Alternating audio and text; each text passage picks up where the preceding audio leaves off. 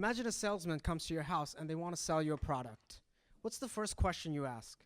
How much is it, right? That's the question we want to ask for elective surgery. We want to create a place where you can compare, shop, and save on elective surgery. So what is elective surgery? It's surgery that's not considered a medical emergency. It's scheduled in advance, and it's things like root canals, LASIK, other types of surgery. Why is that a problem? It's a problem because it's not covered by insurance. So you feel the pain as a customer. You have to pay out of pocket for these procedures. So let me tell you a little bit of the market data for this type of procedure. There were about 16 million procedures done, okay? $13.5 billion spent, and it's a $20 billion industry globally.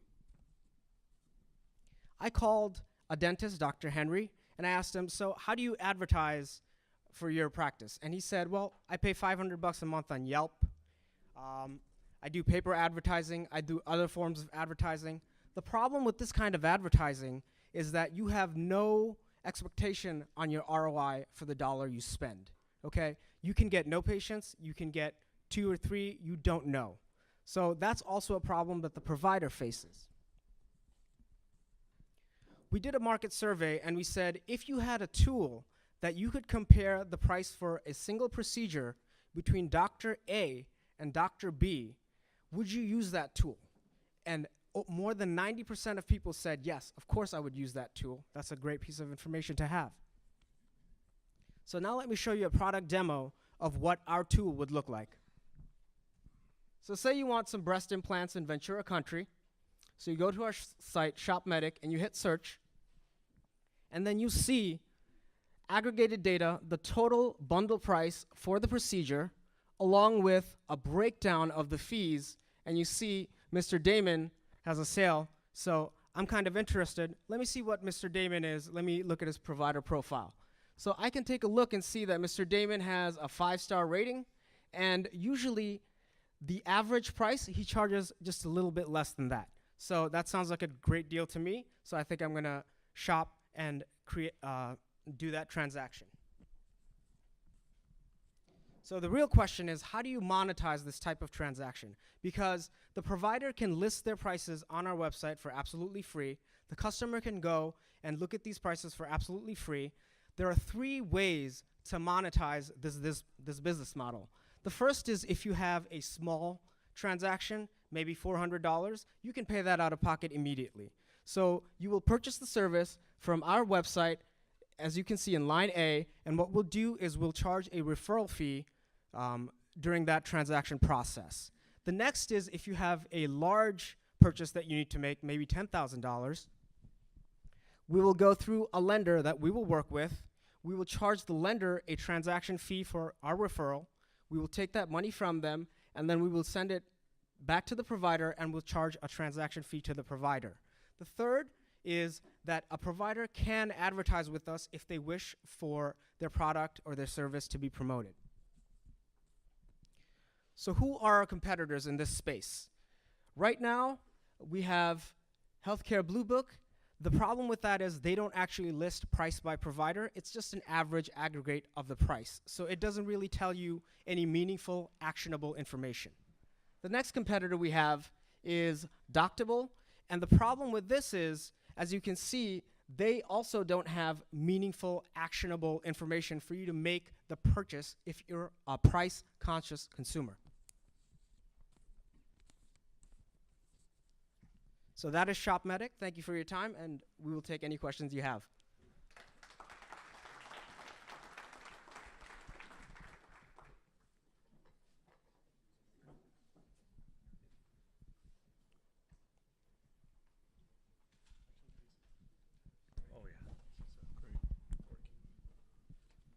Thank you for your presentation. Tell me, how will you get established physicians to participate? So that's a great question. So as I talked to Dr. Henry, I asked him, so what would be your barrier to posting your price with us? And he said, absolutely nothing, because it doesn't cost me a single penny to get this free advertising, right? So if you're competitive, if you're in a competitive market that is elective surgery, you want to compete on price if you're targeting those kinds of patients. So I think this advertising model is great for the provider because you do not need to spend a single cent, and you only get charged money if you make money. You had a slide up there that had some stars referencing consumer ratings of that particular physician. Right. How will you incorporate quality measures into your analysis of the physicians? So the reviews are user-based. We cannot control what the user posts, but we hope that if you're a doctor that provides quality service, that will reflect in the users that come and post the reviews for you.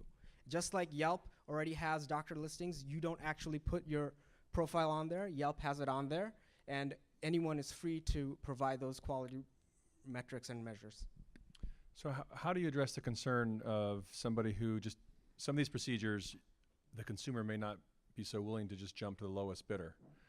For example, you mentioned LASIK. I want to make sure LASIK, I'm going to get a good procedure, the quality's really good, I'm not going to have any problem outcomes. I'm concerned of just about relying on a handful of people who have putting on a Yelp website or something like that. How are you going to, have you thought of any ways to get to the real quality measures? So these are kind of one and done procedures. So the problem with these one and done procedures is you really don't have an established relationship with the doctor that you're going to have this procedure done with. So how do you get that information now? You have to contact a doctor, you look online, you look at different websites to see their doctor reviews, and it's the same kind of process. That problem is a larger problem than the problem we're trying to solve. We're trying to show you, if you're a price-conscious consumer, what you can afford and what you're willing to pay.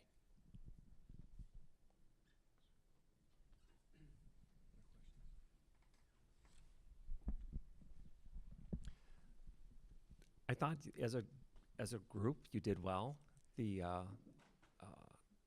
I took a little bit of time before this started just to look on the internet to see if I could shop competitively for pricing for elective procedures and was not able to do so. I did see a little bit of information that was there from the medical association, who clearly has some type of program where they register doctors. In a sense, that would be what I saw was your nearest competition. But I do think that there is a little bit of trepidation potentially of shopping cost for a procedure that, particularly if it's a permanent procedure. Right. And so that means that your initial users, before you've built up a database, aren't going to have any stars to look at or anything like that. So that groundwork that you're doing could be challenging. Have you thought about how you're going to overcome that? So one of our largest challenges, and I'll be truthful, is to get providers on board. So how will we do that? We will display the advantages, free marketing, right? You only pay us if you get paid. That's the key. And for these elective procedures, let's take a dentist, for example. I just saw paper mail advertisement, save $500 if you bring this coupon. What does that mean? So that means, you know, if your price was $1,000, you have a variance of $500. So how much does that procedure cost in real life? Is it $500? Is it $600? Are you making a loss? Are you creating profit when you do these coupons? So our goal is to normalize the price. So in dentistry, the average variance for a single procedure is 30%. So a $1,000 procedure can cost $1,300 and can cost $700. We just want to make that value transparent to the consumer. And what about your pricing model? You said there would be a fee only if the sale went through, which makes sense. Yes. And do you have an idea already for what that fee would be? So we do have to do more market analysis on how much our customer acquisition is before we can set that target price. And we are looking into digging into that. But 3 days is a little bit of a short time to do that kind of deep analysis. Very good. I'm curious, you said part of your revenue source would be developing lenders for your clients. Right. What are you going to do? Are you going to collect their personal data and submit it to the lender to get a loan through that? Or are you going to send them directly to the lender? How are you going to do that? So we do want to keep the customer on our site. All we can do is get the lender API. So if you say, hey, I want to go through a lender, a pop-up's going to open up. That is an API from the lender so that that information is secured. We don't see it. The transaction happens, the credit check happens, and if it's confirmed, it'll take maybe 2-3 minutes, probably less than that, to get a verification. Yes, you can proceed, or no, I'm sorry, please find alternative funding options.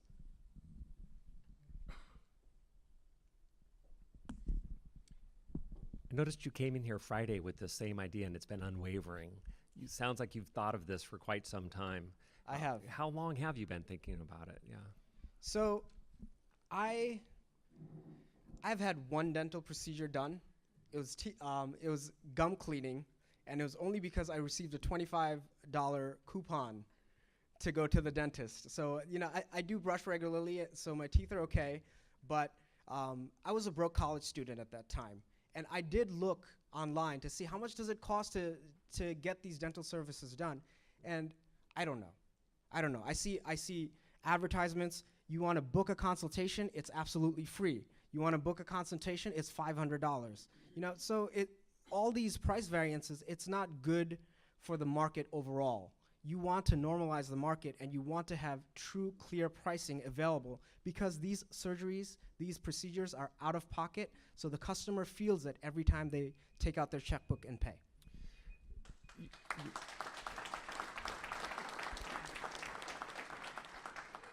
You're very passionate about this. Regardless of what we as judges say, follow that passion.